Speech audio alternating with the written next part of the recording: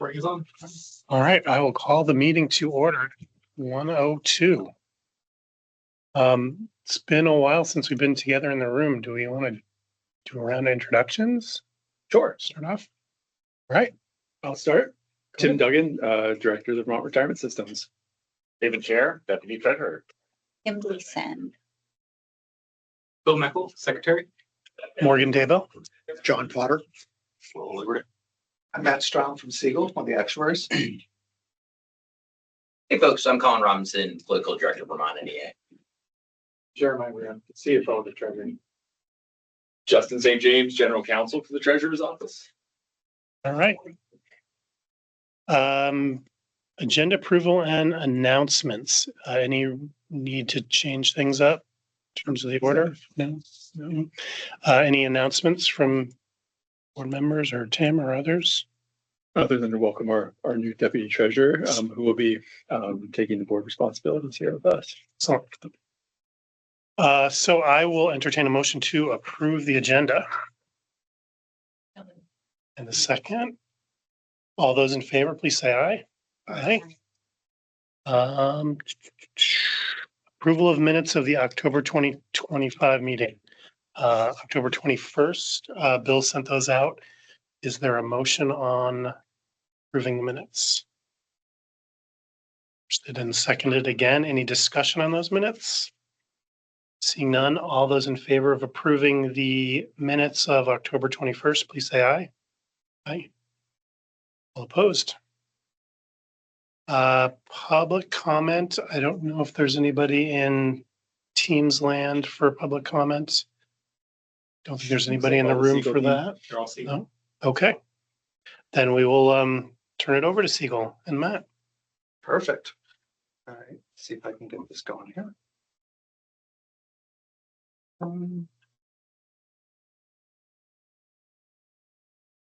There we go. All right, great. So thanks for having us. We are, I'm joined by the rest of the team. They really wanted to listen in. And I figured I'll just run the show from here, but Patrick Tabernacki, Maria Marikarakis, and Austin Miller are my three colleagues joining us today. If I get stumped on a question, I might use a phone a friend, which they could be prepared to unmute for that.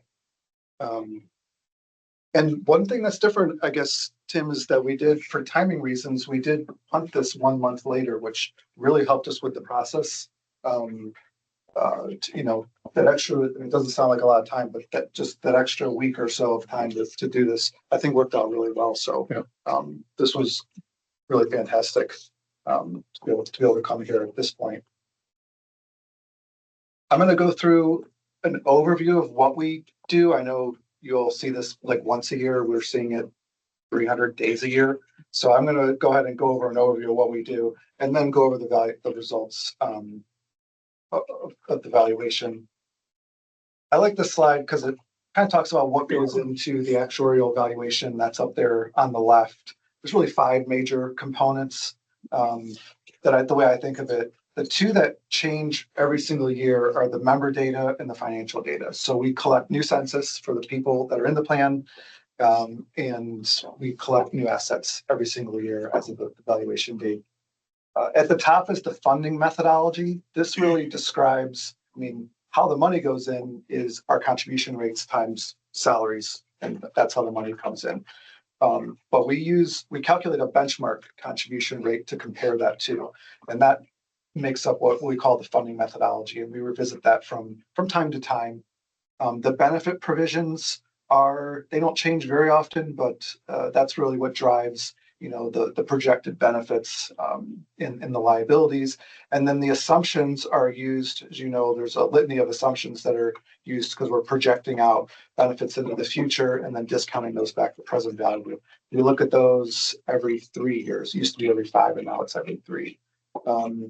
The team really takes over at that dotted line. And then what you see on the right are the various outputs that come out of the process. I think the biggest ones are of importance are like funded ratio that's at the bottom. That's a measure of where how much assets are on hand for the liabilities there. And then the statutory contribution rate is our fixed rate, but we're comparing that against that actuarially determined contribution rate, which is a byproduct of the funding methodology. The other thing too that I will point out is analysis of gains and losses is kind of lost up there at the top, but that's really a big part of how we're truing this up every single year. And so the member data this year looks different than last year's data and how we would have thought it would look at June 30th of this year. And so depending on how many more people retired versus expected, or how people lived versus expected, that generates gains and losses. And so we spend a lot of time looking at the different buckets, sources of gains and losses, to make sure that we're comfortable with how things shook out for the current year. So that's another one that we spend a lot of time with behind the scenes, and we'll have a slide or two later that looks at those numbers. Oops. I like this slide just as a kind of a 10,000 foot view of what we're trying to do. So this is just saying that, this system, the idea is to pay benefits. There's administrative expenses associated with it, but the bulk of what goes out of the plan are the benefit payments. And those are funded by contributions and then investment and earnings that are returned on those contributions. And the valuation itself is a budgeting tool. So it's, how do we, figure out how much contributions, what's the right amount of contributions for every single year in the future to ultimately pay for all these benefits in the future? And I mentioned that there's a lot of assumptions that go into the process. And so I hear a lot of times someone will say, oh, you changed, the board changed the mortality assumption and they're assuming everyone lives a year longer. They increased the cost of the plan. I feel like that's a misnomer, because it's really, if we really think people are going to live 1 year longer than that's currently assumed, then we make that assumption change because we want to reflect the actual emerging cost of the plan. Otherwise, what happens is if you think people will just live 12 years and they ultimately live 13 years, that extra year of payment that they're getting in the future, you've not really funded that. And it just becomes a loss that builds up and creates unfunded liability. So really, the cost of the plan are the benefits and the expenses. The assumptions really are just a tool for helping to allocate costs over the life of the plan. I think about assumptions in two broad categories. One of them is demographics. So this takes our membership, and we're projecting out, when people retire, how long their careers are, what their salaries will be, when they retire, so we can figure out a projected benefit, and then how long that benefit will be paid into retirement. On the economic side, these are things that have to do with really like taking the benefit payments and discounting them back to present value. The salary increases, we think of that as an economic one. So how do salaries grow, and how does payroll grow as contributions are collected on payroll? And then another big one is the COLA is tied to inflation. So once we know, we have an assumption for what that is in the future. And then the interesting thing, and it creates either a gain or loss with each valuation, is once by the time, September rolls around, we know what the next COLA is that's going to be applicable for January. We build in that one known COLA, and then we use the assumption thereafter. So that known COLA is not in the data as of June 30th, but we factor it in for the first year. And it's different. It'll be different than what was assumed like last year. So that will generate a gain or loss each and every year, unless it happens to be exactly on, which never happens. And then the funding methodology consists of three components. The first one is the asset valuation method. And this is a method that is kind of prescribed by VPIC, but what it allows us to do is to not necessarily value the funding progress and the actually determined contribution on a market value basis, because it's so volatile that from year to year, you'd be waiting on June 29th to see what happens on June 30th if you had to mark everything to that asset value. This method that's used effectively smooths out investment gains and losses over like a 5-year period. It's a little bit more involved than that, and I'll show you in a few slides on how that works. But effectively smooths out experience on the investment side, because that's probably one of your most volatile assumptions. And we don't want to use that as baking that in every single year, because it would make measuring the progress pretty volatile itself. I'm going to talk about the cost method on the next couple slides, but that's really taking all of our projected benefit payments and then allocating those over a member's career and creating a liability, accrued liability for the plan. And then the third component is, to the extent that you have unfunded liability, how should that get treated and paid for over time? So you amortize unfunded liability. We're currently using an approach that mirrors what's used to determine the statutory contributions for the teachers in the state employees plan. It's effectively targeting 100% funding by 2038. So it's like 13 years from the valuation. Effectively, that's kind of our barometer is the contributions that would be required to fully fund the plan 100% in 13 years. There's a couple diagrams here that show how this works. So for a single member, way off to the right, we have all of our, after they retire, that's where we get all of our benefit payments, and they're increasing with the COLAs. We're taking the present value of all those future payments, and at any given period of time during a member's career, whether it's when they're hired or just before retirement or anywhere in between, all the present value of those payments is really what we're modeling with our assumptions. And that value is called the present value of future benefits, or we call it the PVB for short. The amount of PVB that's allocated to service that's accrued as of the valuation date, we refer to that as the accrued liability. And the value of PVB that's allocable to future service or service that's not been earned is called the present value of future normal costs. So those three things always kind of hold together. If you are a retiree and you have no more future service, you're kind of at the right end of this, then your PVB is equal to your accrued liability. They're no longer earning benefits, but this is really how things work over a member's career. And so then what we do is we want to take 1 year of but really the next year of present value future normal cost is our normal cost value, our employer normal cost. And so you can see how this works for a member as of the valuation date. Everything prior to that is accrued liability, and then the next year's service is called normal cost. And then as of the next year's valuation date, it will get added onto the accrued liability. You have 1 year less of future normal costs. So that's for an individual member. And over an entire group, so then we have the total present value of benefits. We have the portion of that that's attributable to future service. We're going to worry about that later. But we have the actuarial accrued liability for all of our members.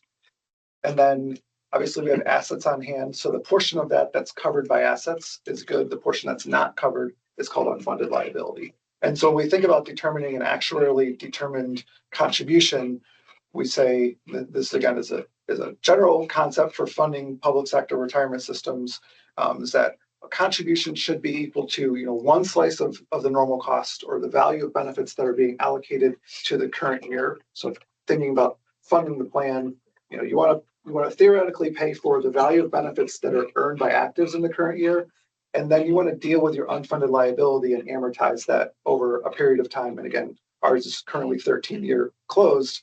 But those are the two pieces that make up an actuarially determined contribution. Normal cost, deal with what's, it's kind of like a credit card bill. If you had, a 20-year-old child that came up, Dad, what do I do? I've got credit card debt. Say, well, definitely pay for what you're charging every month, pay that off, and then let's deal with your debt, going forward. Those are the two components that I think make this up. And eventually, in 1 year, this will become the teal color, and you can see how it would just kind of grow over time. Again, very theoretical. Any questions on the background? Probably not. It's all the cool visualization. That's very helpful. So we'll get into the valuation highlights. So the market value calculation for the year, the return was 10.66%. I mentioned this smooth value of that we have. So we calculate, and we'll show this, but we calculate a new smooth value, an actuarial value of assets as of June 30. We compare that to the June 30, 24 smooth value. Adjusting for cash flows, we impute a return on actuarial value of assets, and that return was 7.58. And so from an actuarial standpoint, we really are comparing that to the 7% expected return. So there was actually a slight gain on actuarial assets, a big gain on market value, but even on actuarial, by gradually recognizing like prior gains and losses, we still had a gain on actuarial. So that's good. The funded ratio, again, on the smooth basis, just went up a little bit from 74.04 to 74.32 this year. So a slight improvement there. We show it on a market value basis too. That had a bigger increase there from 73.5 to almost 76% when you look at it on a market value basis. Yes. When people generally are speaking about that, which of those two are they speaking about? Usually, if someone were just to say the funded percentage of the system is 70%, they're usually they're defaulting to the actuarial smooth value. For many years, a lot of times that was the only one that was reported. And then I think people started to think, especially when the market was going down, like, hey, we're 80%, but then we lost 20% in the market. So we really are 60% funded. Then we would start writing in the reports like, oh, by the way, your other funded percentage, like of your real money is down to 60. We started, and then an actuarial standards of practice really require that now that you have to show both measures. But the default is the actuarial one. The actuarially determined contribution, so the sum of our two slices of pie, this is again for fiscal 26, so the year that we're in now is 12.42%. Last year was 12.37, so it didn't change by very much, but you'll see, I'm going to show you the components of actually all the change that made up that 5 basis point change, because we had contribution rate increases, but then we had negative experience on the COLA, and so we'll look at all those components. When we roll this up one future year to fiscal 27, the average funding policy rate for fiscal 27 is projected to be 7.77%. So this is the average of all the prevailing rates expected to be effective, July of 26. But then the weighted average of that comes out to be 7.77. The ADEC projected out 1 year is 12.17%. So that's like effectively taking the 12.42 that we know and then recognizing that there's another 25 basis points of member contributions that are going to come off of that. So the employer's share is 12.17. So the difference or the delta is a shortfall of 4.4%. Again, over the entire plan, all the groups together for fiscal 27. Based on just that line in the sand, fiscal 27, and not reflecting any other increases, that deficit actually would not be enough to pay down the unfunded liability over any reasonable period of time. I think Austin did like a side calculation on something that he had, and it was showing like almost 90 years, but effectively let's say it never gets paid off, certainly not in our lifetimes.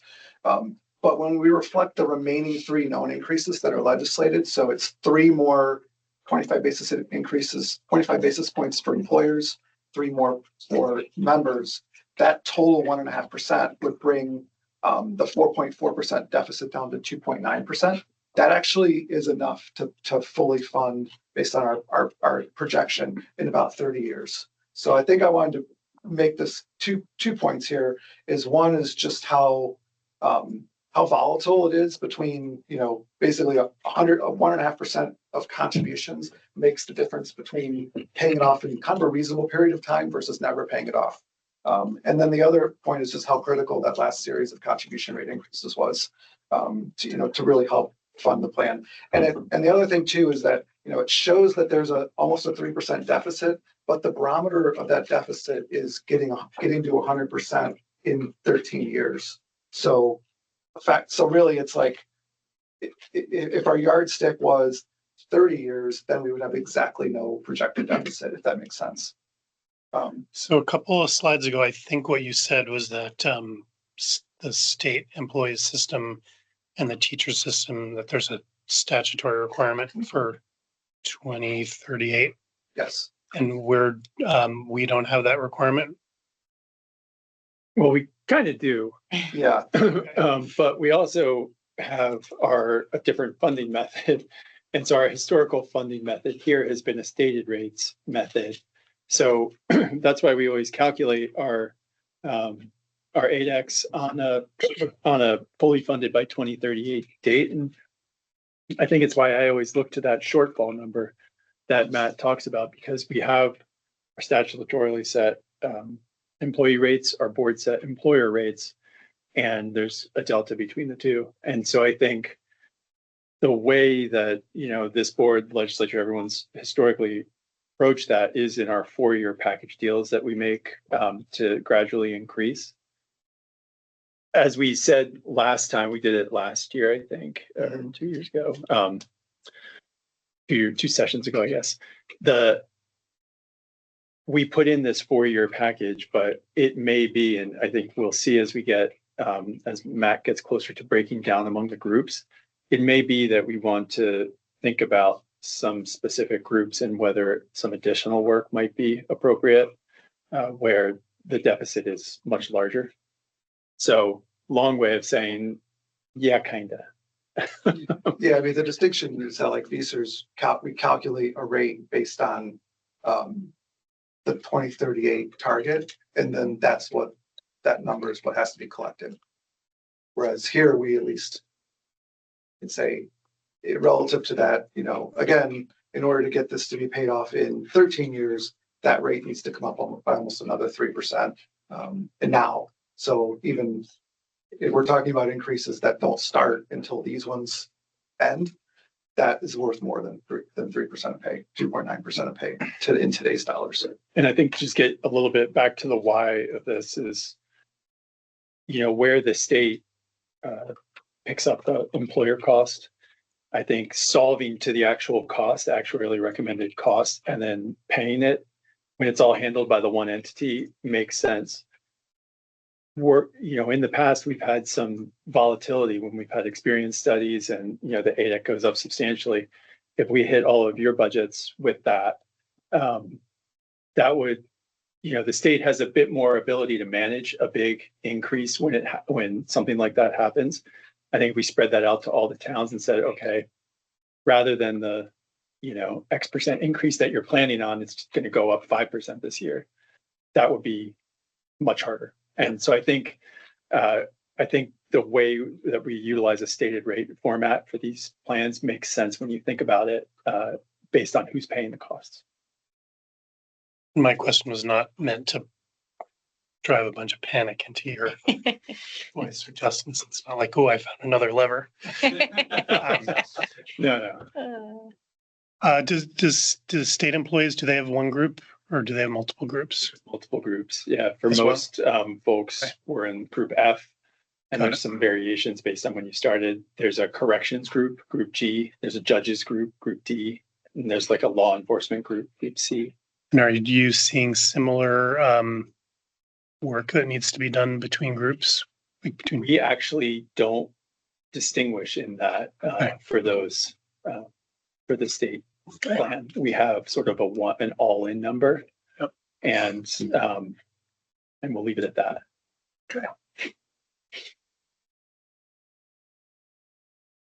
So with that behind us now, I mentioned that there's two main inputs that change. The first is the membership. So just kind of looking at how the membership changed year over year. The actives were just under 8,700 with last year's evaluation. With this year, June 30th, 25, it's just pushing up against 9,000 active members. That was a 3.4% increase. Total payroll, so this is payroll, for those members, kind of like their last year's pay, increased by just over 9%. So that was pretty healthy change. The makeup of the group is fairly stable. There's no change in average age or service, which is sort of interesting. I've got another slide on that later.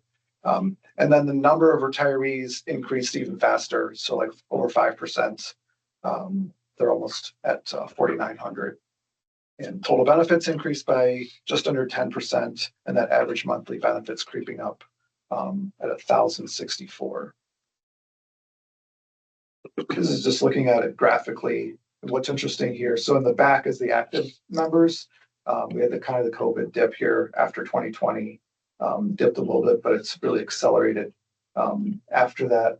And then retirees and beneficiaries are growing pretty steadily. But what I think is interesting is that it was like in 2015, the number of retirees was about a third of the actives, whereas now it's closer to a half. So this just tells me that this is a plan that's maturing. So eventually, we would probably expect that these numbers will get pretty close. I think in the other systems, they're neck and neck, so we have 10,000 actives, there's about 10,000 retirees. So it's still a plan that's maturing, but you can see it kind of playing out, at least from the membership side here. I like this slide because it kind of makes us look and see how our payroll and our salary assumptions are working. So the gray bars here are the covered payroll. So we look at each valuation group. And so now it's like that almost 9,000 people, and their salary that's reported for valuation purposes was 478.9 million this for the year that ended 6/30/25. We run that through our model and give all those people salary increases and project them out to 1 year. And that actually projects out to be 505 million. So our projected pay for fiscal 26 is 505. But what's interesting is then every year we have like this true up calculation. And so like the 462 in the year in 2025, that was the projected value from the 24 data. And so you can see then, as far as covered payroll, we actually came in higher than what was projected in 25, higher in 24. Some of these years it was like dead on, especially like right around 18 through 20. But there's kind of a double thing here from the standpoint of like contributions coming in and how we project them. Like total payroll coming in more than expected is good because that drives more contributions coming in. But how that happened is that probably salary, either the population got bigger or a lot of times salaries were increased more than expected, which then ultimately drives higher benefits for members. So you kind of see a double whammy. It's good that you'll ultimately be getting more money from contributions, but then much further out into the future, you're going to be paying higher benefits because they're getting higher salary, higher projected final average earnings. But on the immediate side, it's usually higher payroll than expected is usually a good thing, like a gain. Kind of an uninspiring graph about the membership, but for the fact that the average age is actually coming down a little bit, and the average service of the group is also coming down almost in parallel, so that the delta there, which is we're back into an average higher age, stays remarkably constant over these 11 years. It's either been 39.1 or 39.7, I think is the highest. So a remarkably stable group, but not much else to glean from this. And then this shows just kind of graphically the average salaries of the group comparing it to the average benefit. In a way, there's a comparison there because it's like you could theoretically think how much of someone's salary is getting replaced by a benefit, but they're not an apples to apples time comparison. But you can get an idea of just how the average benefit is moving over time, and how recently the average salary has gone up. That impact on benefits will be felt much further down the road. So that's the end of the membership input item. On the asset side, again, the market value did 10.66. That was an increase from 1.01 to 1.12 billion. And then the actuarial value is now up from 1.02 to 1.1 billion. The actuarial value is now slightly less than market. So it's about 98% of market, which means that effectively there's still like $24 million out there in the market value that will end up getting brought into the actuarial value. So it's almost like a little bit of a rainy day fund. And then at the bottom, you can see some trailing average returns. A lot of those are over the 7%. So depending on which column or row you're looking at, there's certainly metrics out there that are showing that at least on the current assumption, the returns have beat the 7%. I know going back historically, like over 20 years, the expected returns were higher. So maybe that's not a fair comparison, but certainly over the 5 years, both market value and actuarial value have beat the 7% assumption. So that actual actuarial value at 98% means that in the last 5 years, we've had more good than bad overall. Yes. There's a little bit in the back. Okay. Yeah. I think I'm I'll get there in a second. It's more nuanced than you would expect it to be. Okay. Based on the method that is employed by VPIC and that we use. It's a perfectly acceptable method and there's very good qualities about it. But I'll hit that when we get to that particular slide. Yeah, we're actually reversing in the past few years. That's been inverse. The AVA has been, Mhm. so we've had deferred losses we were carrying forward, kind Okay. of some headwinds Yeah. going into. So the reversal of that this year, all things being equal, it makes for a better next year. This is kind of a graphical way of looking at the assets and market value and how it increases. So going back, the left side is fiscal 24. So we're at just over 900 million. We had roughly, 66.7 million of contributions that came in and then paid out 61.2 in benefits. So there was actually almost a wash there on the cash flows, but actually a slight positive cash flow. And then a really solid market return of 10.1%. So a lot of the increase in market value from 23 to 24 was the investment return. And almost exactly the same thing happened in this last fiscal year, where contributions came in that were slightly more than what was paid out, and then a really strong investment return that moved the market value up. Well, it was like 100, almost 120, 115 $1 million in total. And okay, this is that calculation of actuarial value. So you think like I kind of said, oh, it's like a 5-year smoothing, but it's like in my mind, a 5-year smoothing is whatever the gain was that we had this last year is 10.66 compared to 7, like that 3.66% excess return. I would divide it by, I would take 20% of that now, and then the other 80%, I would take 20% per year over a 4-year period. This method, it does a lot of the same things, but it's always starting with the actuarial value, which has tons of smoothing already in it, legacy smoothing, and then it's projecting it out to the current year. So it's like, where do we expect the actuarial value to come out to? So it's based on the cash flows, but then expected investment income on the actuarial value. So 7% on the actuarial value, and that would come up with a preliminary value of $1.092 billion. And that number gets compared to the market value. And whatever that difference, that delta is, we grab 20% of that and add it on to the already smooth amount. So that's kind of where, that's where like the market value is higher than this projected amount to the tune of $30 million. So let's add in 20% of that, which ended up being 6 million. Add that into the rolled forward actuarial value, and it does. So the 5 years really comes from the 20%. But you can see if you always had gains going forward, if you always had like an 8% return versus 7, you're never going to fully get those two. Like you would think, if you always earn 7%, eventually in 4 years you would harmonize your two asset values. You would have, you'd be in sync. Here it's kind of like it's always converging over time. And then a year where you have a bad return, it kind of flips and you're recognizing, you're subtracting off a portion. So again, it kind of gets there, but it's just a little bit different than I think intuitively what you would think of a smoothing method. Right. So instead of making sure that, I think to your point, Morgan, it's not necessarily looking back over the 5 years, like next year, if it's a bad year, then that 24 that we're carrying forward will kind of go to offset that first, and then we'll compare the differences and just grab a bit of it. Can you remind me? I feel like I should know this, but are there guardrails too on the range? I believe there is.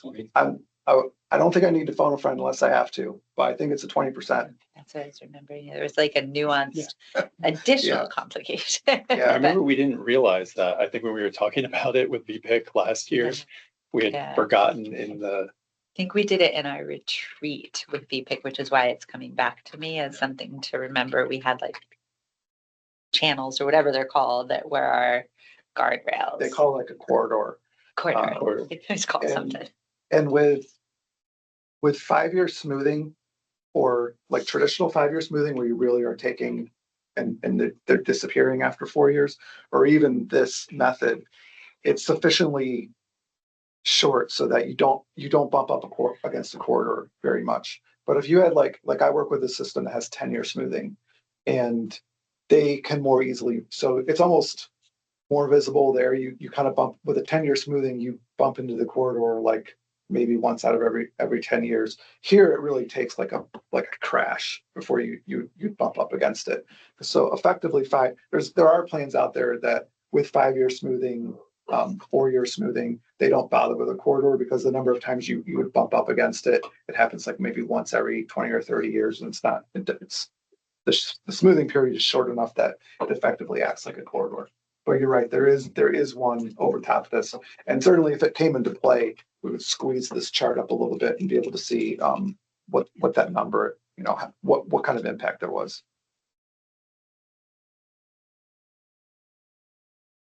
And then this is looking at just a history of returns. The purple one is the assumption, going back to 2015 was 8.5, and that's come down, but we've sort of, by 2020, we've settled into the 7% assumption. And then the light teal is showing the volatility of the market returns. But the actuarial returns, those imputed returns that we're calculating by design, are a lot closer to the assumption, because we're able to, I guess I kind of look at like 21 and 22 as being a good example of like, if you were measuring the funded progress based on those 2 years, like it'd be an emotional mood swing of a 24-month period. Whereas what we did on the actuarial value was like, yeah, I did pretty well at 21, and by 23, okay, we're a little bit less, but it's just a lot saner way to view the system, because it's a long-term enterprise. We do show this slide just as a comparison to where that return assumption is relative to other systems. And so the graphic, including the red and blue lines, are kind of the average and median from the universe of public sector plans. We've overlaid the VPIC assumption here, and it was pretty close for a while. It ended up, when there was the period of the select and ultimate, kind of the composite rate there was higher than the average where everything was coming down. But by 2015, we started working to lower that rate. And so by 2019, VPIC was out ahead of the curve a little bit, and they really have settled in with pretty close to where the average is. So 7% is not deemed to be too conservative, or it's really a Goldilocks rate right now. I think it's just kind of just right for the time being. Who knows? When we do the next experience study, when VPIC is looking at this the next time, what the future holds for that assumption. But for right now, 7% seems like it's pretty reasonable. 2019 was actually this board as well, because that was back in the old days when all the boards got together with BPIC and we had the mega meeting for the investment assumptions. Matt, what are you seeing on that in other systems? I mean, is it still kind of settling in around 7, or are other systems thinking about moves? I think systems are thinking about moves. I think there's one system. Well, it was prescribed by the state. It's something out west. Washington. Yeah, it was Washington. Yeah. Actually went up a little bit. But that was because the legislature sets it. It wasn't. Yeah. It's not a board structure. The legislature legislates it. They legislate that. I imagine the actuary is probably doing another calculation and saying, they wouldn't have done it, but here are the numbers on that basis. I sort of think we're in a holding pattern in that this drop here down to this average of 6.91 will stay for a little bit, and then it might, depending on what the outlook is, capital market assumptions might start coming down. But most everyone, like when the capital market assumptions recently have shown that you actually have a better chance of meeting, like say a 7% assumption, most systems have said, good, we're going to stay at 7 and just have a higher likelihood of meeting that assumption rather than try to like adjust upwards to it.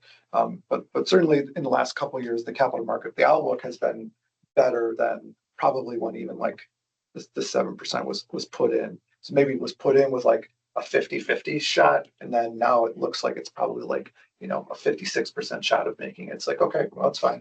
We're not going to go up to 7.25, just stay at 7 and heaven forbid have some gains out there.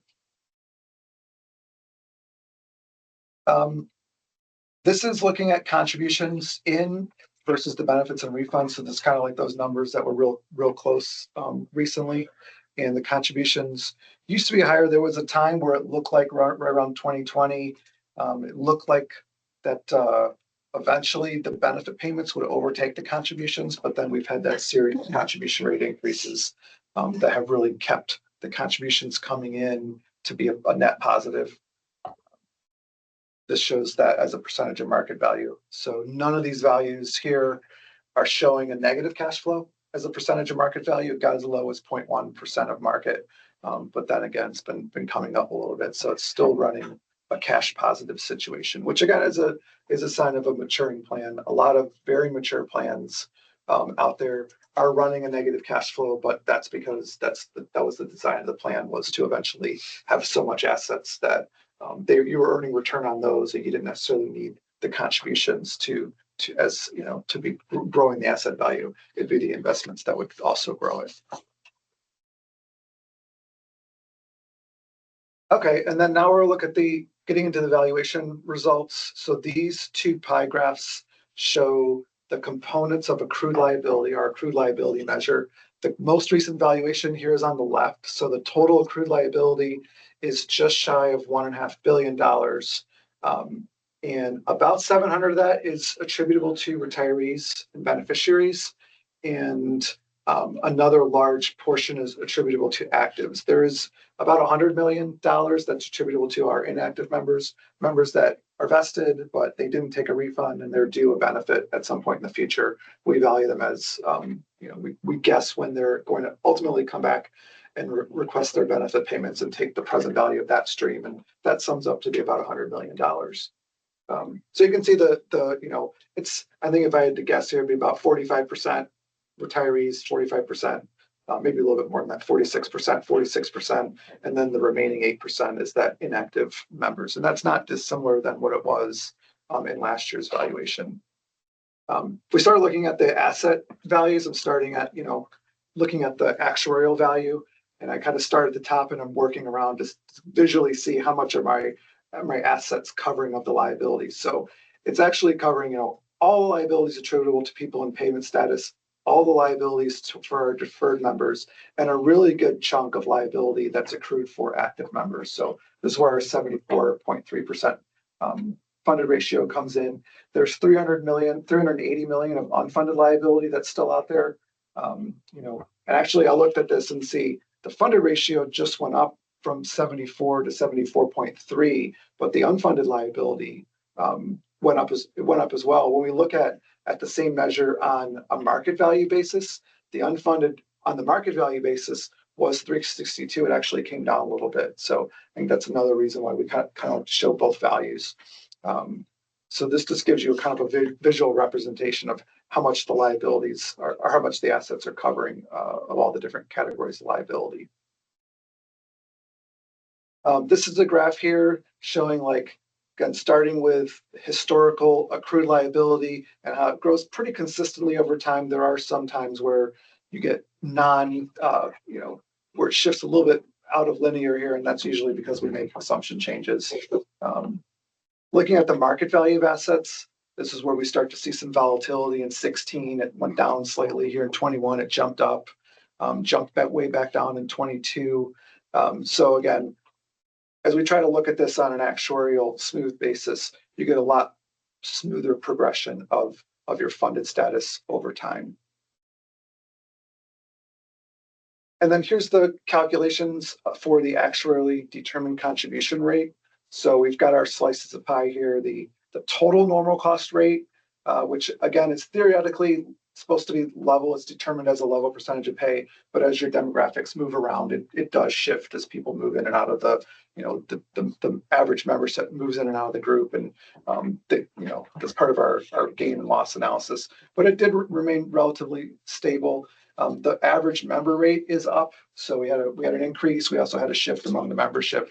So when we look at the net value, that employer normal cost rate actually came down from 5.17 to 4.98%. So that's one slice of our contribution amount. And then the other slice is the amortization of unfunded liability. That went up a little bit from 7.2 to 7.44 for that net 5 basis points. So kind of looking at the different components, I think the easiest one is the member rate. So when the member rates increased by 25 basis points, that was an immediate drop to the contribution requirements. We have losses on accrued liability. COLA is one of them. We're going to look at that. The salary increases caused a loss on liability. So that was the 51 basis points. But actually, the impact on salaries on total payroll actually brought stuff down. That was negative 41 basis points. Contributions coming in slightly less than the ADEC means a slight increase in the rate. And then the investment gain on an actuarial basis, it beat the 7% by a little bit. So that brings down the ADEC by 13 basis points. And then here's where we show the ADEC by group. So again, projecting out to fiscal 27, here's our 4.4% deficit in total. But if you look at it individually at each of the groups, you'll see, kind of how that works by group. And again, these all have one of the 25 basis point increases for members and employers built into it. And so if you look at the schedule on the bottom, the last 3 rows are the future increases that we'll get for each of those. And they're all the same for each of the groups.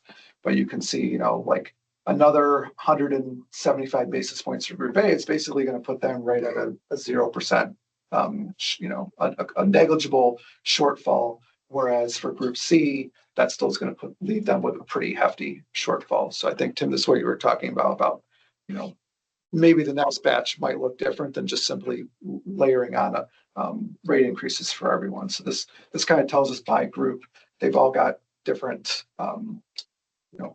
normal cost rates and unfunded liability contribution rates. So there's a thought to maybe handle those differently. Yeah, I was looking at last year's valuation, and it's interesting because in total, the underfunding amount was reduced by more than 50 basis points. So last year, the total was, it was a negative 5.12, 5.13, and now it's negative 4.4. So it's not a lot different, but, and that was pronounced, like, for example, in Group D, it went down from a 4.5% deficit to 3.3. So it seems like, based on experience, it's not always going to be experienced as the exact 50 basis points that we're adding. It's going to move around based on what's happening in the group. And so it's good to see additional progress made from that 5.1% shortfall this year to see 4.4. That was like a good news surprise for me in this valuation.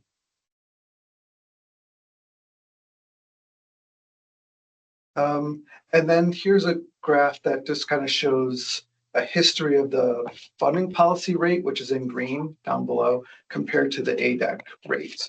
And the big jump here in 21 was really around when we revisited how the ADEC rate was calculated. The method pre-21 was some kind of a seldomly used hybrid method that I think deferred costs, pretty far out into the future. So it's kind of like before 2020, 2021, the benchmark ADEC rate versus the prevailing average actual contribution rate, it looked like there wasn't, but it looked like it was pretty close. So it's like, basically paying the ADEC. When we kind of aligned, changed this to more of like what you would typically see in a model funding policy where, it's using entry age normal, and then the 2 slices of pie, the normal cost and treating, amortizing the unfunded liability, that jumped way up. So that kind of highlighted the big gap there. In fact, by 2024, we had this 5.2% shortfall. With the increases in rates, that actually has come down to like this projected 2.9, and we've talked about it a couple of times. So, the increases in the rates that have been set and are expected to be realized in the future are bringing those numbers down. So that's exactly what you want to see. But a decade ago, we weren't really thinking that, based on just looking at the ADEC alone, that maybe a rate increase wasn't needed. I think this graph here, the funded ratio kind of shows it's more easy to understand what was going on because it looked like in 15-16, the rate was good, but we were we were making no progress on the funded ratio. It was dropping. And so it's kind of like, well, those contribution rates weren't really enough to keep up with the growth in the entry age normal accrued liability. And so that and all the other things, assumption changes and discount rate changes over time led to this kind of drop off in the funded ratio. So just now we're starting to see that stabilize and actually saw an increase from 24 to 25. And this looks at this first part of this is that history that we just looked at, but then also looking at a projection that goes out to 2040. So you can see, we kind of blow by the 2038 here without getting to 100%. So that's the 13-year ADEC bogey. But if you were to run these out even further, it looks like I think what we said was eventually about 30 years from 2025. So maybe by 2055, close to there is when you'd see these hitting 100%. And that's again assuming no further action on the rates, which I don't know if anyone realistically is assuming that. And I think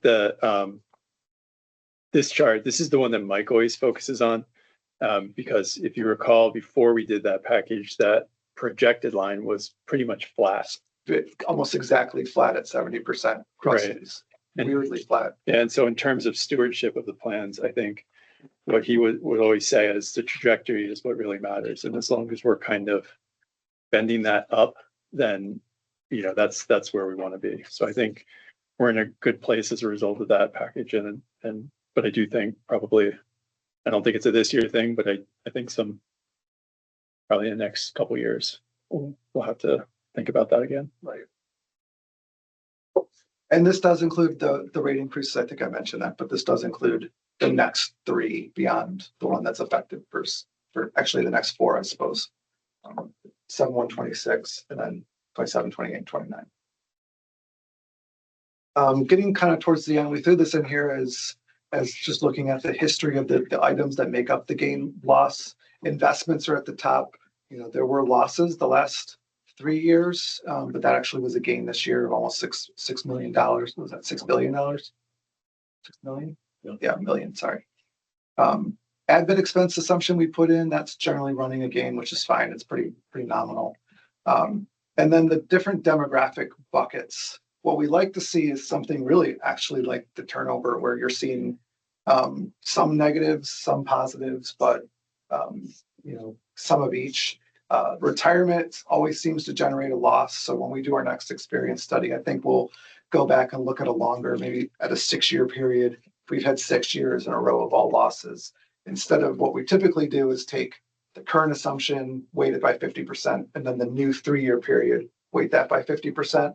I think if we've seen 6 years of losses, we might trend more towards looking at just what was the experience over the last 6 years, or some higher weighting on that, rather than the legacy experience, because retirement is generally generating losses. We'd have a mortality gain this past year, but we do see gains and losses there. Disability retirement is pretty small. And then you can see here the salary and service. So service portion of that is people that come in with either more or less than 1 year of service more than what they had in the prior evaluation. So we expect everyone to get 1 year, and when they come in with not 1 year, it's fine, but it generates either a loss or a gain.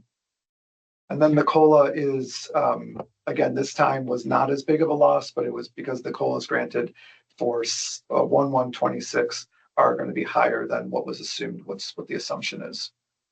Matt, I don't think I realized it till now, but I think in all of our systems we saw a mortality gain.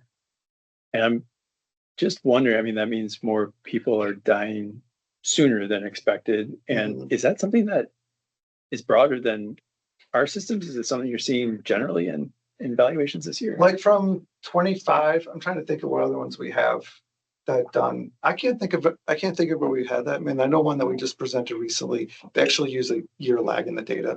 So their data was as of 24. Mm-hmm. So I don't have their 25 experience yet. Okay.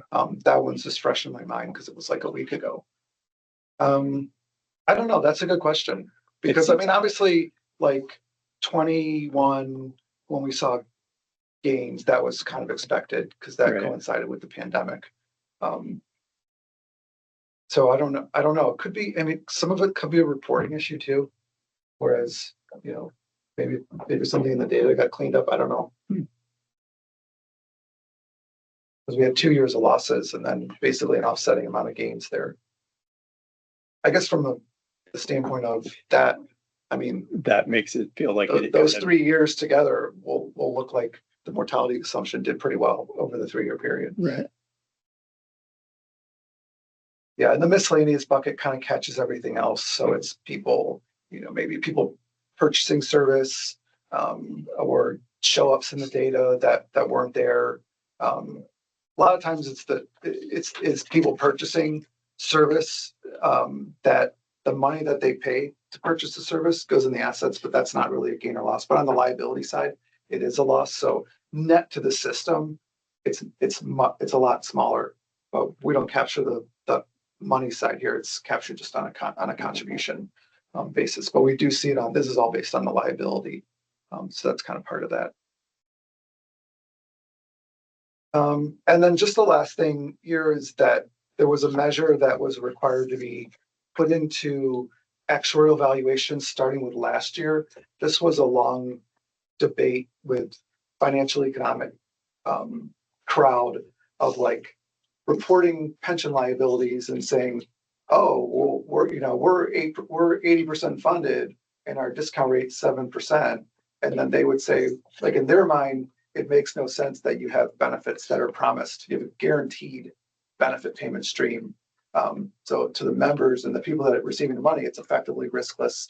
But then to be discounting those payments at a very risky discount rate doesn't compute to them. I think from my perspective is, well, if I've got a payment that's due in 45 years, I want to discount because I want to know what the value is now so that I can earn 7% on that for 45 years and match it. So they talked about like, you know, you're wrong. That happened for a long time. And so they finally said, look, we want something in your reports to kind of show a liability measured on a much lower discount rate. So they came up with this low default risk obligation measure. And so this was new last year. And I think the point I wanted to make is that this is a number, 2 points. This is a number that's in your report that some people might say, oh, look at the liability for VMERS, it's almost $2 billion. But again, this is not the liability that we're funding towards. It's based on a 5.2% discount rate, and we're funding towards a 7% discount rate. So just know that that's out there. And the other point is that I think last year's rate, it's a mark-to-market rate. I think last year's was like sub 4 maybe, or maybe right around 4%. 3.93. Yeah, so that liability was probably well over $2 billion. And so it swings quite a bit based on the market discount rates that you have to use. So now, you know, it's only, you know, $380 million different. We caveat that in the report by saying, you know, VPIC's not invested in, they don't have the money under their mattress, like they're actively investing and they're trying to earn a return. That's saving the taxpayers, you know, a present value of $480 million by doing all this investing. That's the way we kind of caveat this in our report. But just so that you know, the numbers out there, it's for people to look at, and what it is it's kind of like a compromise between the actuarial community and the financial economic community to show something like this. And then the other point is that it can swing from year to year, whereas our liability measure, when we don't change the discount rate, it's always valued at 7%. Is this a new requirement? This was effective for valuations with valuation dates beginning after, I want to say like July 15th of 2023. So your 6/30/23 didn't have it because it was 15 days after, but your last year's valuation did. And that number, I'm sure it was over probably $2.2 billion. Is it a comparison tool because they're Kind of. rather than states or whatever body setting the discount rate, It could be used. the states deciding to increase it, and anyway, Yeah, so that's it, because that seems low. Yeah, we've actually seen this discount. So there's no guidance for, well, the guidance Who's there studying is it's based on it's in the italics, but it's the guidance is that you use, a discount rate that's derived from low default risk fixed income securities where the cash flows reasonably resemble the cash flows that you're expected. And so there's really no instrument that runs out, 100 years. But you kind of are looking at a long-term, municipal bond index or something. But there are different indices. We use the same one that we use to develop the discount rate for the GASB purposes. So we're just using the same rate. But there are other firms that are using a different index. So in other 630, 25 systems, like a lot of them will use 5.2, but then people that are using like a different service to provide their discount rate, that could be 6% or it could be 4%. So it really didn't achieve what was intended. Yeah, it's not- probably. It It makes it harder. It would be better.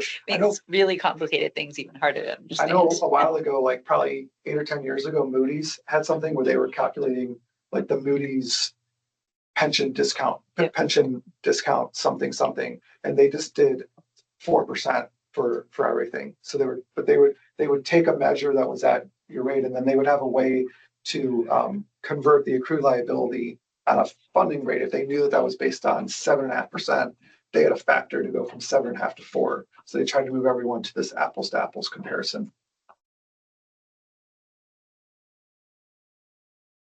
I like the way you've presented this in the report because I think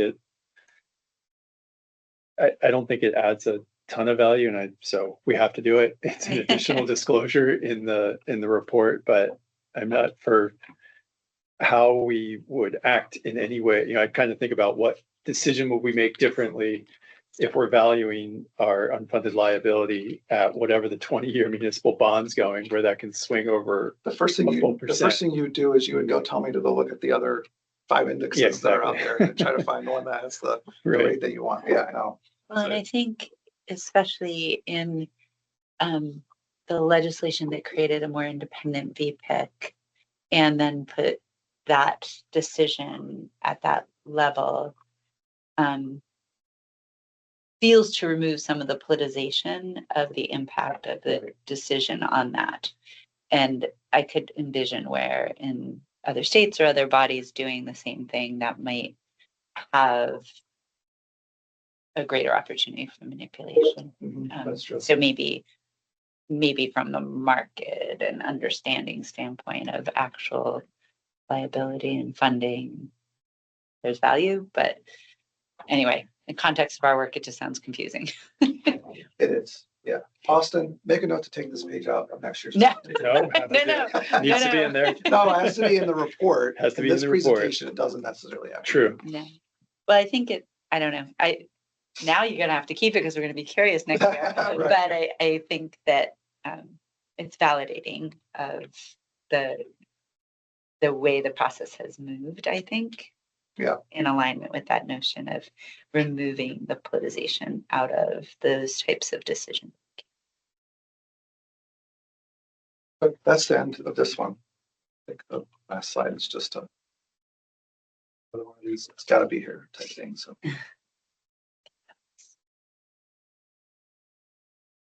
I think as I look at the top lines, it really is, it's plans we've had in place are working. The funding plan's working. It's not fast. It's not going to do anything overnight, but between that and all the good work VPIC's doing on the managing the asset side, I think we're in a solid place. Would you disagree? Is there anything else in the? No, I don't disagree. I think the 10.66% market value return makes these conversations easier. Yeah, Kim, if you could keep that up. I'll just make sure Eric and Tom keep making sure we're doing our thing. And is there a thumb? I know that funded ratio hasn't quite taken back up again. Is there a thumbnail on like the past 3 years or why we don't think that's meeting where we want to be? I think given that the rate increases are coming in over a period of time, not all at once, that really helps the members and the employers deal with like the cost of, the cost of your pension is going up by 2%, but we're spreading it over a 4-year period. I I think that makes it easier for them to digest. It's just not getting the money in fast enough, so you're seeing a slower impact on the funded ratio. But without those increases, I mean, I think instead of being at 73% or whatever it is this year, we could be under 70. So we were just seeing like a continuation of that degradation over time, whereas now we're seeing it stabilize and actually starting to tick up. So I think that would probably be the thumbnail on that. That's helpful. Not only Yeah. under 70, but we would have had one of those crossover events likely, and that would have required us to. Yeah, that could be it too. I mean, the other point I think is, we're talking about the funding side, but on the accounting side and what the employers have to report on their financial statements is also based on another report that we don't want to get into today, but which is the accounting liabilities. And right now we're able to use the 7% discount rate, but if we do compare that projection, and if it continues to go down, if it gets to a certain point, we're required to discount those payments beyond that point in time at that 5.2% discount rate. So actually, this year wouldn't have been so bad, but the times where that rate was like 3.93%, and if you're crossing over in 15 years, anything year 16 and over, you're discounting at 3.9. And then everything in the first 15 years, you're discounting at 7, you get a blended discount rate that's something like a 5.2%. And then you're going to see a $2 billion liability number instead of $1 billion or $1.5 billion. And that all goes to the employers and then now they've got rating problems with their, each of the employers having to have lower bond ratings. So it kind of has an impact there too. And that's why you guys always do this as part of the GASB 68 process, which follows this. So the other reports, the accounting reports that Matt was talking about. But where we've been worried about it, because I don't know if some folks will recall, you guys did those reports after the valuation a few years back. It showed there was going to be a crossover analysis, and that's where we had to rush through some increases quickly, some future increases to mitigate that. So we've been in the habit now where, if Matt or Austin are telling me it's looking closer, where we try and do a preliminary look at that in the spring. We didn't do it this year because I think safe to say everything's looking okay on that front. Yeah, he's nodding his head. But we keep an eye on that. And that's, we want to avoid having to say in late November, we need to raise rates fast.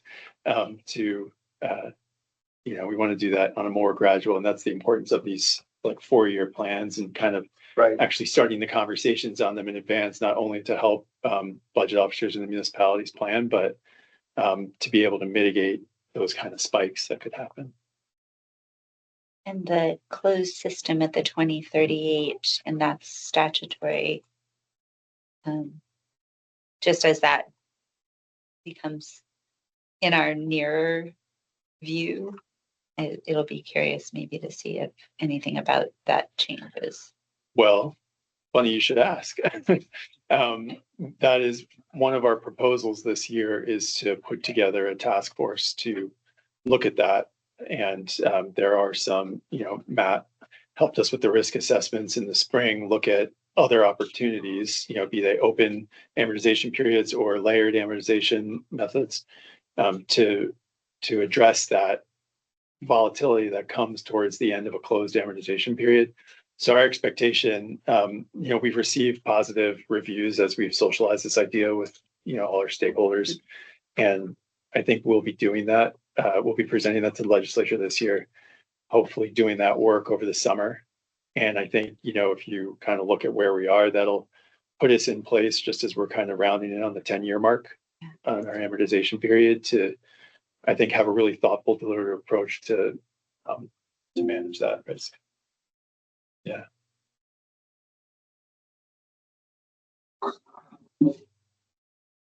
So a couple things on this.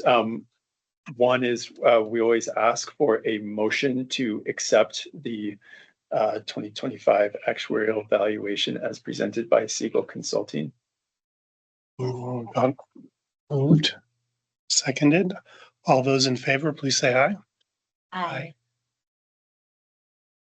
And then after this, in December, I think for a few years we did not do this in the past, but we're trying to get back in the habit of looking at the health stipend.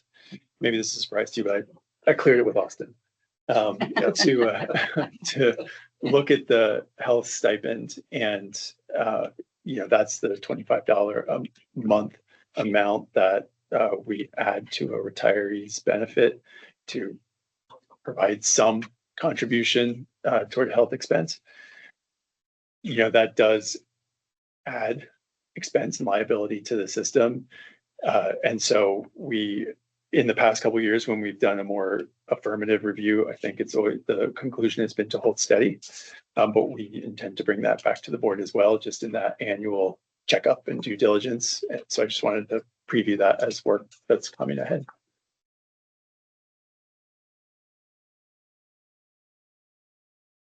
That. Thanks, Matt. Yeah, thank you. Thanks, everyone. That's great. Thank you. Okay. Tim and Justin, I suspect. I'd are like up Tim next. to do it, actually.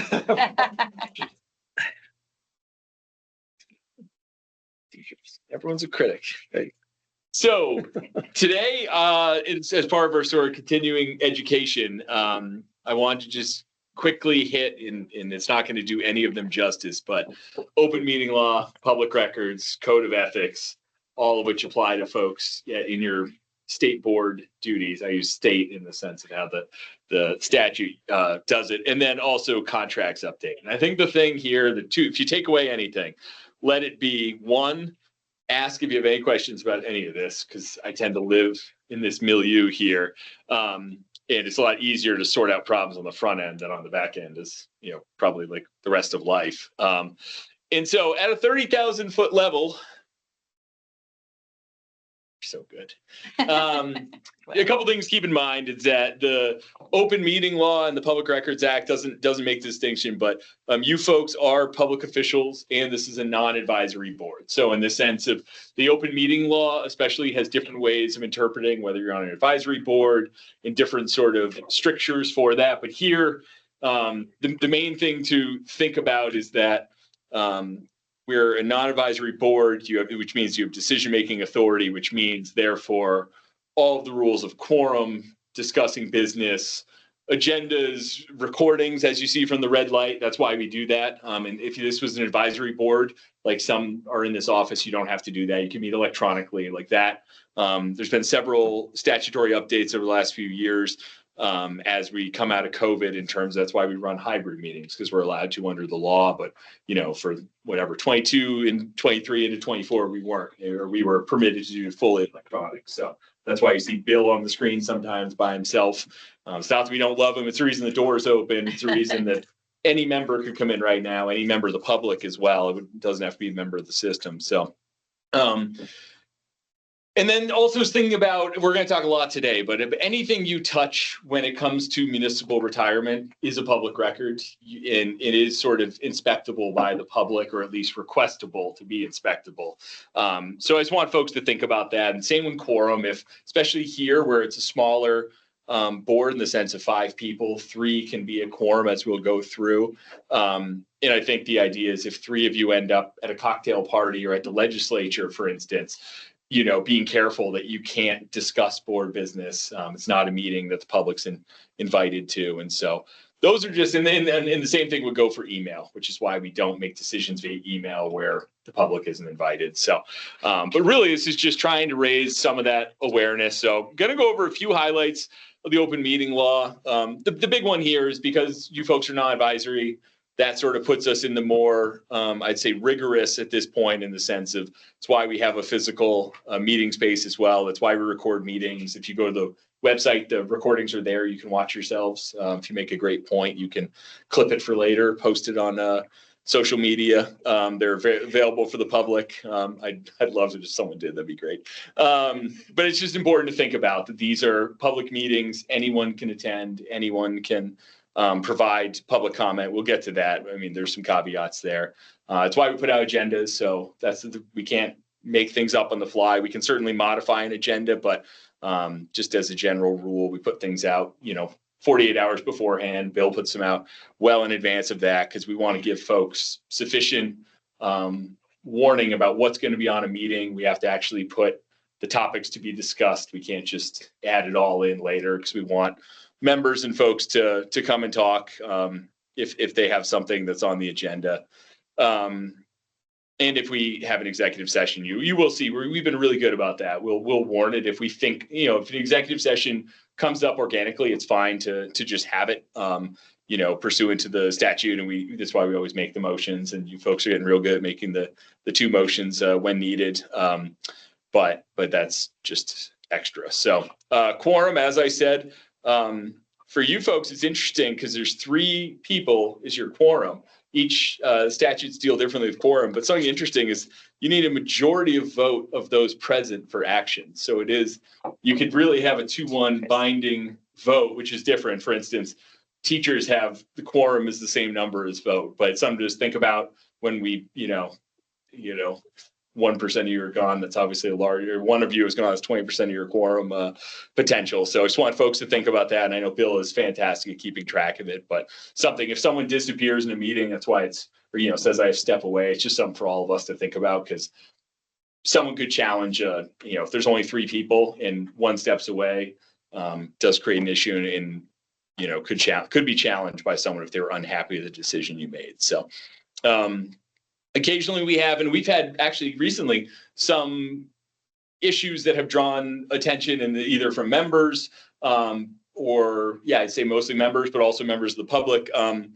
And if they want to speak, they can, we put a public comment section. We like to do it in the beginning, as everyone should. I think it's recommended in the open meeting law so the public can contribute. It is subject to reasonable rules. So if the board is not going to be discussing something, doesn't mean that anyone can come in and start talking about anything. This goes for all public meetings. And let's say we had 15 people here right now, the chair could set reasonable rules about time. You don't have to, otherwise a meeting could almost never happen if we allowed everyone to, filibuster, which we don't allow the public to do under the law. So, and then sort of the wrap up is just that we take careful minutes that show the motions. Like if you look and there's a question about who made a motion, who did those things. We like to put those out because in addition to the video, it is about transparency. So that is a requirement of the law. You have to put people on notice about what happened so that way they can read minutes of a meeting and be generally familiar with what happened. And then the last, I believe the chair, actually for different reasons, different people here may have to take the training. But for non-advisory boards, it's required of the chair to take the open meeting law training. It is just a short video from the Secretary of State's office. If you do spend enough time in public meetings, it might be worth doing anyways. It's not interactive. It's just a recording, but it is a wonderful font of knowledge and wisdom that might be worth doing, especially because now I think we're at least 2, I think there might be 3 legislative sessions in a row where we've had amendments to the open meeting law. So in the sense of it is just evolving fairly substantially. And I'm not at this point in my life, I'm not as well versed, but the municipal pieces have been evolving just the same there. So in the sense of, I know some of you folks have 2 different hats. This is really focused on just your state non-advisory, but obviously the municipal is a whole different world right now too. And so I feel like with this crowd, there's more than 2 hats. Yeah, exactly. Yeah, with all of your hats, I suppose. And if you're advisory is always easy. If you're on an advisory board for the state, that's at least easier. Although under the latest law change, there's also a requirement where everyone may actually have to take trainings if you don't have to for any other reason, but everyone is advisory and not, what's the language, non-government employees. By government, I think in this we might mean state. So, but we're not going to go there today. It's not you. So that's the sort of open meeting law. But I think the main thing to think about is business gets done in warned meetings. We do a very good job of warning people about that. We do a very good job of letting people know afterwards. We post our recordings. There are some interesting new things like I think you folks have done it once or twice now, but we have to vote to leave executive session. It's just a good reminder of why staying on top of these because they're evolving now. That's a brand new law that's in its first 3 or 4 months now. So a new part of it. So I always think of it as the corollary of the Open Meeting Law is the Public Records Act. And so obviously a lot of hats here, a lot of different ways that you folks are probably all subject to the Public Records Act anyways. But as it relates to this work that you do here, I just wanted to really get, and honestly, it probably is helpful in your other work potentially, but just letting people know, and this is from the opening, I think, paragraph of the Public Records Act, but provisions should be liberally construed and the burden of proof shall be on the public agency to sustain its action. The courts and the law are very clear that these are public records and that the onus is going to be on disclosure. So certainly there's a lot of legal caveats of why something could be exempted or redacted. But if you create it as a VMERS board member, regardless of where you create it, it's a public record, and therefore folks can request to inspect it or for copies. And so why we just like to remind folks, and it applies to everyone in this room in one way or the other, but it's just the idea of, I always say to people that think about if it was to show up in the paper, like always take an extra second, because that is sort of, why, I don't know, it's a guiding principle, I think, is just that all these records we create are out there in the world. And so that's just something to think about. So, and that is, I think everything you create is a public record, everything all of us create or is a public record when you're serving this board. Public can request it. No matter where they're located. So some people like to use Gmail, for instance, which, not as the state we discourage. We don't allow employees for the most part to do that. But I know when you're wearing a lot of hats, but a public record is a public record no matter where it lives. So just something to think about is if public records requests came in, frankly, probably have to hear from me. And it doesn't put something beyond the scope of a request just because it is living somewhere not in your, at vermont.gov email, for instance, right? I think that's something for people to think about. It's a very expansive law, texts, AIM chats, wherever records could possibly live, just, communications. So certainly if a records request ever received also for board work, send it to us. We'll immediately help respond, see the scope of it. It could come through us there, but certainly something that could happen at any time. So we just want folks to think about sort of how they create records. And really the reason is timing is important, because you only have 3 days to give a response. So it is just the time starts ticking. Day zero is when you get it, but time does start ticking. And so that it just takes a long time sometimes to get records, review records, see if there's applicable redactions, exemptions. And that's an important point, because we do, if we do get a records request, we handle a lot of sensitive data. There are many reasons why something could be exempt from disclosure, and Justin here has the good fortune to go through all of them and identify those. So, it's not just kind of dumping a bunch of documents and then they go out. There's a specific level of review on all of them. So it is important whenever these come through, and knock on wood, we don't get a ton, that are going to our board members. Timing is always of the essence. Yeah, we can't outsource it to AI, so it really is a manual, labor. So, and so that's it. Just when you think about the Public Records Act, but that's really it. It's broad. There's certainly a lot of exemptions. So, legal advice, lots of different reasons, executive session, that's why we shut it off, right? So, things like that. Notes pertaining to executive session, maybe a public record, but they'd be exemptable. So there's just a framework that all of it, and just want folks to sort of be thinking of it in general. The code of ethics. So you folks, I think, all have to, for various reasons, but also through this board, every 3 years, take your training through the learning management system. And so here, I just wanted to, more at a high level, consider this like your interim refresher here. And I did put 4 links that are really helpful from the Ethics Commission that I think will help keep that. Like there's a new gift chart because the amounts got increased. So just something helpful to have on hand. The summary, I think, is the 10 points. That's link number 1. And the thought here is, if you think you have a conflict of interest, like when it comes to something in your board role and in your board member role. That'd be something to certainly flag, like for me, for instance, if you want help thinking that through, because the real point of the code is that they want you to disclose if you have a conflict, think about recusal, and then also just think well, and if you recuse, then you can't contribute anymore.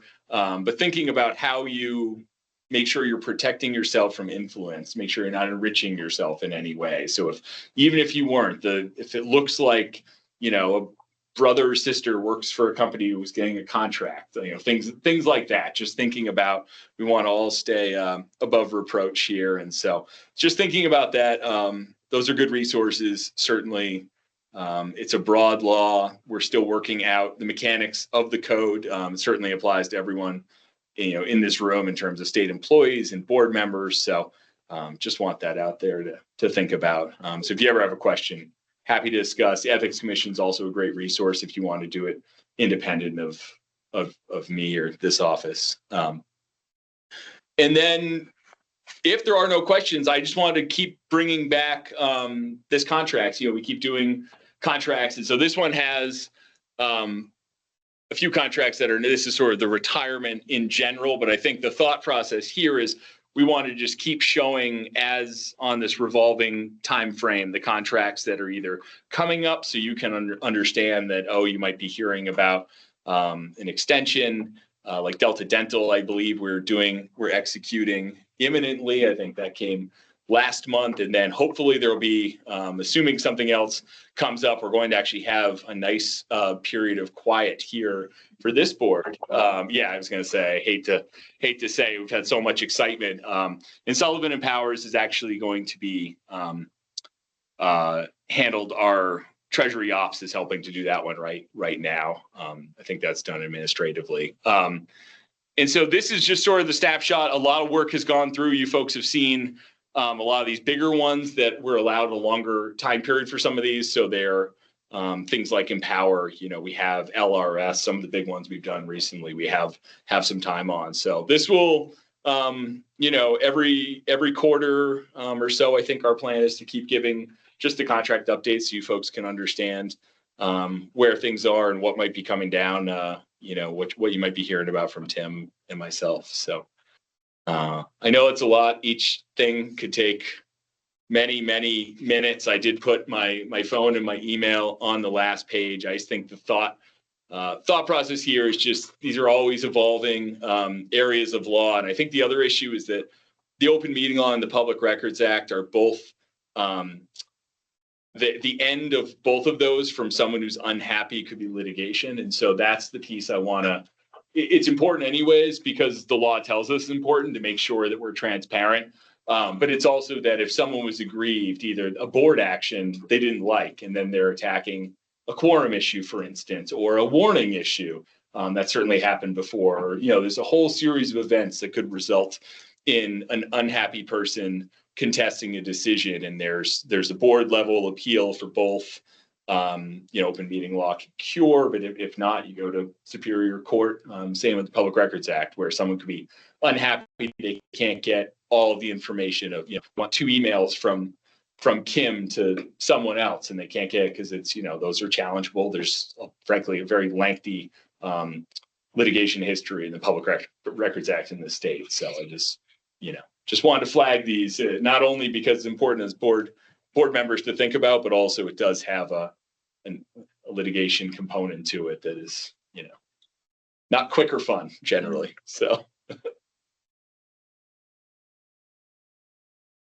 call anytime. Thank you. Questions? All right. Can you let us know where we are on our 3-year schedule? I'm pretty sure I did mine this year, but Do you have the schedule? will you all let us know if we're up for a 3-year renewal Yes. on our training? Thank you. Maybe we can put Wait, that for, We're gonna be doing that as a December update every year moving forward, just so that way everyone gets an email to say, hey, you're coming due. Yeah. So it's easy. And the conflict of interest thing, I can't remember if that's a VPIC or a HERE thing. Maybe it's a VPIC thing.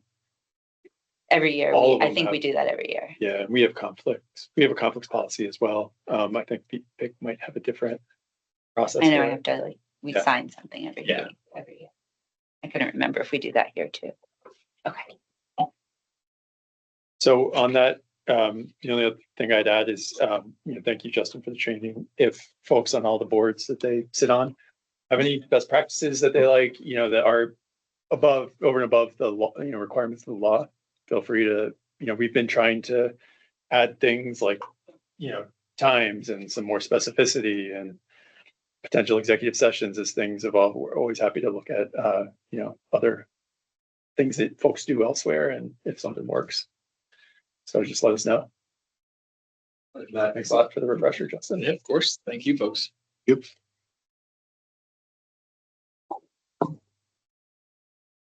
So it looks like we have Empower next at 2:50. Are they? Yeah, Gabe will be in the other room. Do you want to maybe, I think Justin Okay. got us through a little early. Do you want to maybe do 2:45? Sounds good. And we can get Gabe down here and Sarah from RBK for Okay. we'll close out the DC plan. Sounds good. Excellent.